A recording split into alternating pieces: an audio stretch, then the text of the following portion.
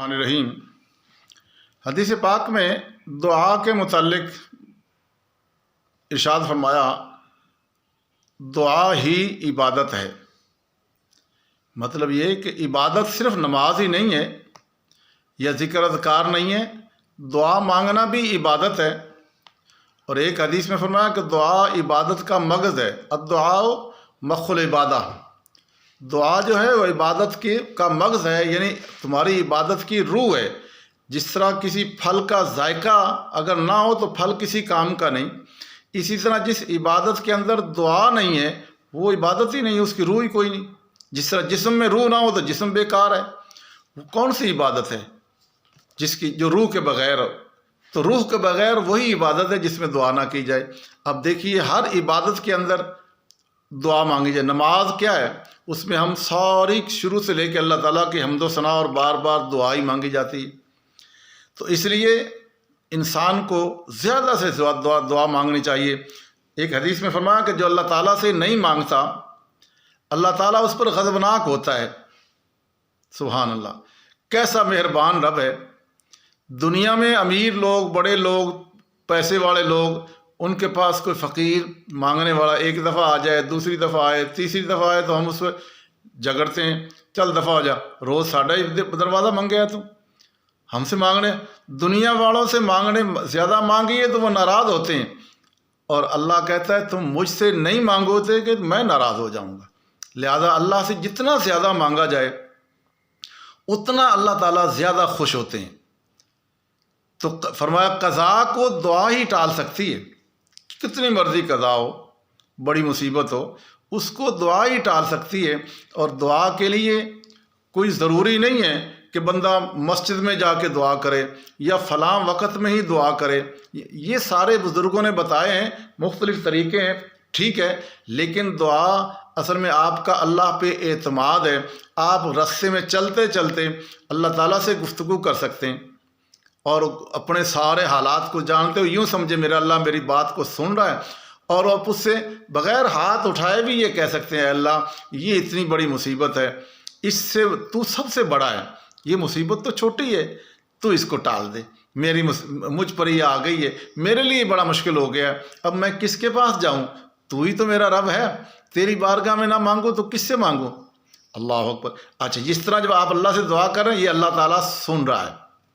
فرمایا کوئی آدمی جب اللہ تعالیٰ سے دعا کرتا ہے تو اللہ تعالیٰ یا تو اس کو وہ چیز عطا کر دیتے ہیں جو اس نے مانگی ہوتی ہے، یا پھر یہ ہے کہ اگر وہ چیز اس کے لیے بہتر نہیں ہے تو اللہ تعالیٰ وہ چیز نہیں دیتے، اس کے بدلے میں یا تو اس کی کوئی مصیبت ٹال دیتے ہیں، کوئی برائی ٹال دیتے ہیں، یا اس کے بدلے میں کچھ اور عطا کر دیتے ہیں۔ لیکن بندہ جو ہے نا اس کو پتہ نہیں ہوتا، بندہ سمجھتا ہے کہ جو میں مانگ رہا ہوں وہی ملے تو دعا تو قبول ہوئی، حالانکہ آپ کے منہ سے نکلی ہوئی ہر دعا ہی اس کی بارگاہ میں قبول ہوتی ہے۔ کوئی دعا ایسی نہیں ہے جو رد کر دی جاتی ہو، الا یہ کہ آپ ظلم کی دعا کریں، اپنے لیے کوئی بری دعا کر لیں۔ کچھ مائیں بیٹوں سے بچوں سے ناراض ہو کے اللہ کرے تم مر جاؤ، اللہ کرے تم قبر میں چلے جاؤ، اللہ کرے یہ کر، یہ جہالت کی باتیں ہیں۔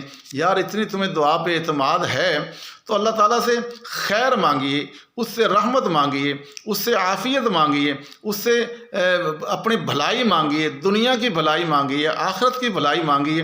اس طرح کر کے آپ جتنی بھی دعائیں کریں سبحان اللہ وہ ساری دعائیں قبول ہوتی ہیں۔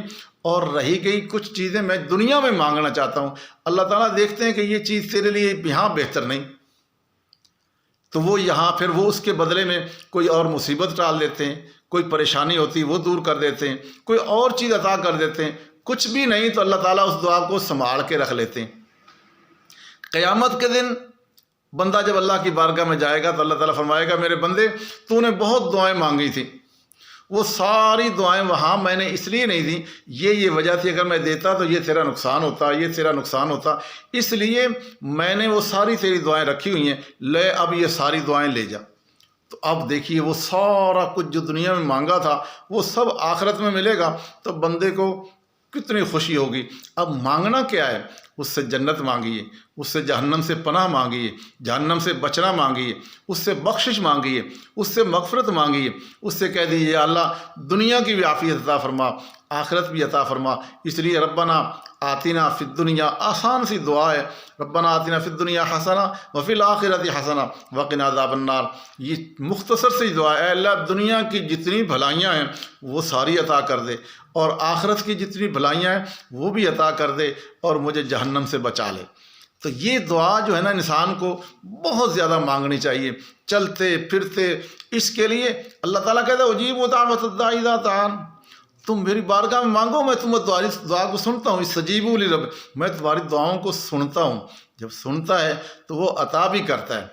بس یہ اس کے لیے درمیان میں کوئی واسطہ کہنا کہ جی واسطے کی ضرورت نہیں ہے، آپ ڈائریکٹ اللہ سے کہیے، اللہ سنتا ہے ہر ایک کے، وہ سمیع علیم اس کا نام ہے نا، وہ سنتا ہے۔ تو جی اگر میں کہوں جی وہ میری تو نہیں سنتا تو اس کا مطلب وہ سمیع نہیں ہوا؟